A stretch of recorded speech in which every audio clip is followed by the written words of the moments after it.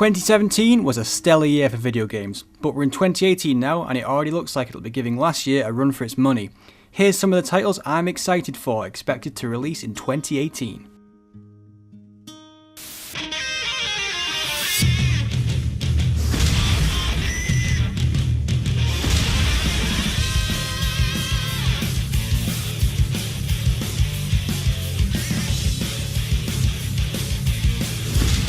There have been plenty of Dragon Ball games, and it's fair to say they don't always get much love.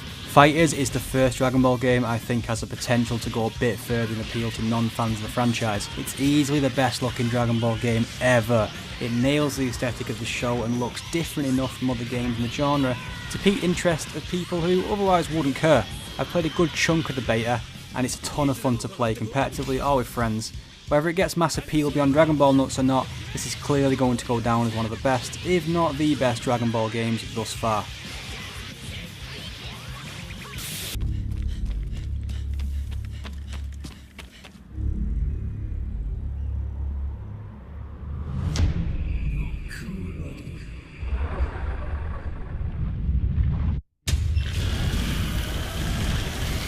Shadow of the Colossus is one of my favourite games of all time. The atmosphere of this quiet, timid world, punctuated by gigantic fights to the death with huge stone colossi, is one of my most vivid memories of playing my PS2. The HD remaster was great and all, but I absolutely appreciate what a more or less remake, yes that's what it is, don't call it a remaster, could achieve with the power of current gen consoles behind it.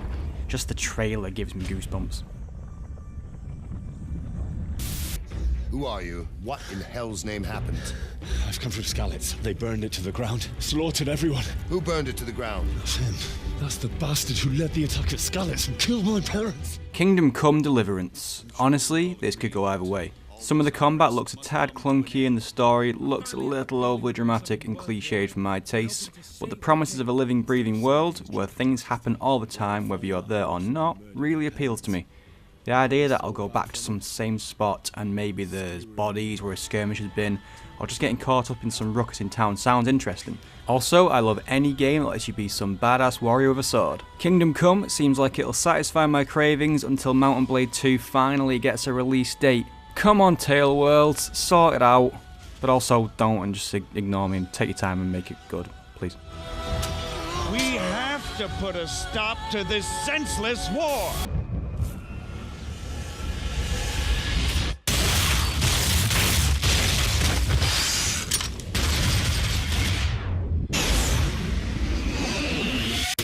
I've never played a Bayonetta game. The first one just went under my radar, and by the time it was winning its plaudits, it was exclusive to Wii U and didn't seem worth grabbing the first one to check it out. I almost dived in when the Steam release came out, and now I'm glad I didn't, because a Switch release of 1 and 2 followed by an all-exclusive 3 is the perfect setup for me to go nuts and power through this whole franchise. Anything on the Switch is a bonus for me. I'll happily buy things I have twice over to play them sitting in bed or on the train, so the Switch will always be my console of choice, whilst nothing else can offer that. I'm super excited to experience an all-new world with scantily clad witches and Platinum Games craziness. That was quick.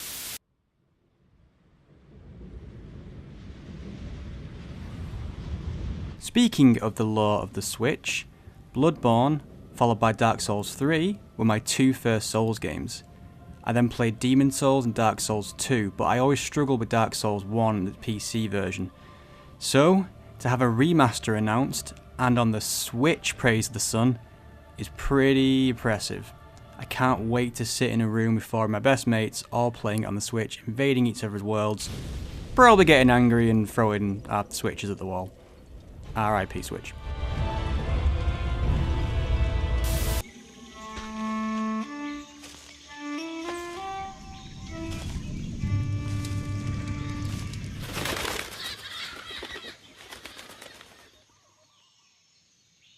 Sea of Thieves is more important to Microsoft in trying to push these Xbox One sales than probably anything else this year. But hey, I have a PC, so thanks for that Play Anywhere business.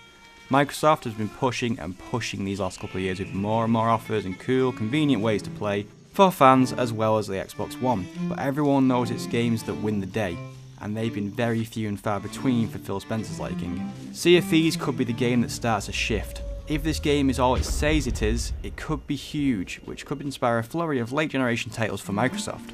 A shared pirate world with all the charm that Rare typically brings to its titles has me hooked.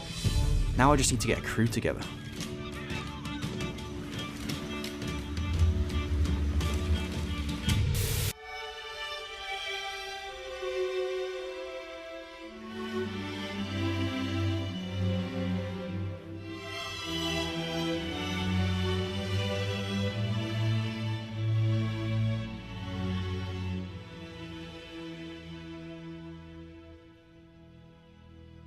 I love the original Valkyria Chronicles.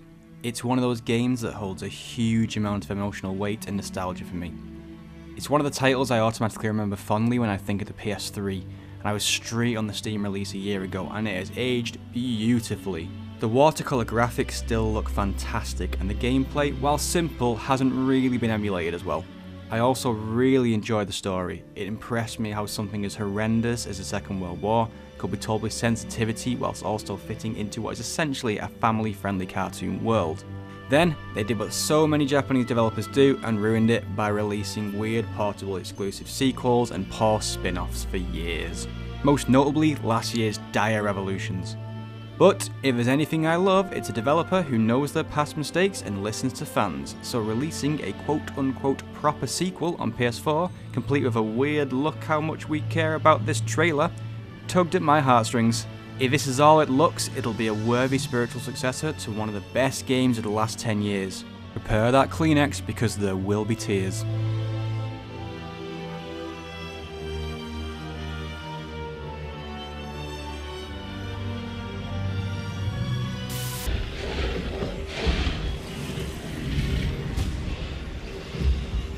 Control, we're at the fence. Almost ready to re-engage power.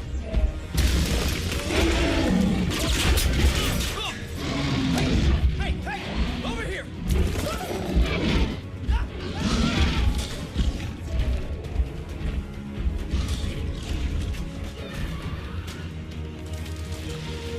Do you know those old games that you absolutely love and will never get rid of ever, and all you want is them to remake it? And it just makes so much sense that you stay up all night wondering what these developers are doing in their ivory towers when it's just so obvious. Why won't they do it? It just makes sense. Don't you not like money or something? Well, that's my Jurassic Park Operation Genesis. Jurassic Park, massive film franchise about a dinosaur park building sim, obvious. Honestly, it amazes me that we've only ever had the one real park building game based on dinosaurs. A new one was just a surefire bet for years in my eyes, but it looks like it took a new entry in the film series to kick it off. Getting Frontier to develop this game also shows whoever greenlit this knows what they're doing. You make a park building sim, you get the best in the biz, am I right? I still boot up Operation Genesis from time to time, so a Worthy successor is a huge dream come true for me. Man, 2018 is turning into the year of dreams.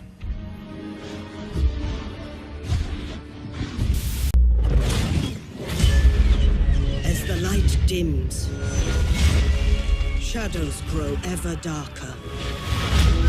Ambition corrupts the future, and harmony shatters in the flames of turmoil. Yet from the cinders, the powerful and righteous emerge. If you'd asked me 2 weeks ago what my dream project would be, I absolutely would have said Total War 3 Kingdoms. Seriously, I've been praying for this for so long. The setting is perfect for a Total War game. Creative Assembly clearly listen to their fans, as this has been one mentioned a few times. Add to that the first Saga title, and that title is in Britannia during the Danish invasions, and we quite probably have the best year of Total War ever. Britannia is due out sometime in 2018, 3 Kingdoms in autumn. Fall for you Americans. So fingers crossed Britannia is sooner rather than later. Then by the time Britannia gets a bit stale, ancient China takes over. Seriously, a huge map of ancient China plus all the tricks they've added in Warhammer games like hero characters seems incredible. This is my most anticipated game for 2018.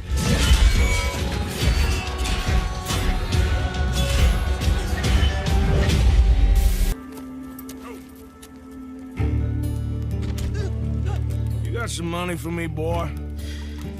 Seen your name in our ledger. And speaking of dreams, Red Dead Redemption 2. You might have noticed a lack of what I guess you would call big blockbuster releases in my list. Whilst the new CODs and FIFAs are fine, you know what you're getting there, and they absolutely lose their shine quicker than a more innovative game. But there isn't a release much bigger or a developer more innovative than Rockstar and Red Dead Redemption 2. GTA 5 is still constantly in the bestsellers list. It was released in 2013. It's been 5 years, that's insane. I'll be honest, I never really liked Rockstar games until Red Dead. I never really enjoyed GTA games, but when they took it to the old west, everything just clicked for me, and I had an absolute blast playing it. Especially multiplayer, taking on forts with my mates and defending them, just generally messing about in the mountains of Mexico was awesome. GTA 5 was the GTA that finally hooked me, so the idea of a new, updated, beautiful Red Dead game with everything they have learned with GTA over the last 5 years is really exciting. Imagine online heists, bank robberies and shootouts in this incredible landscape. In my eyes, this could be the release of the year and usher in another 5 years of sales dominance for Rockstar. So that's the games I'm most anticipating in 2018. Do you agree? Do you disagree? Want to hurt me and my family real bad because it's the internet and you're anonymous? Let me know in the comments below, and if you enjoyed this, leave a like, and hey, maybe even subscribe. You've more chance of finding out where I live if you subscribe. Except probably not really. This is over.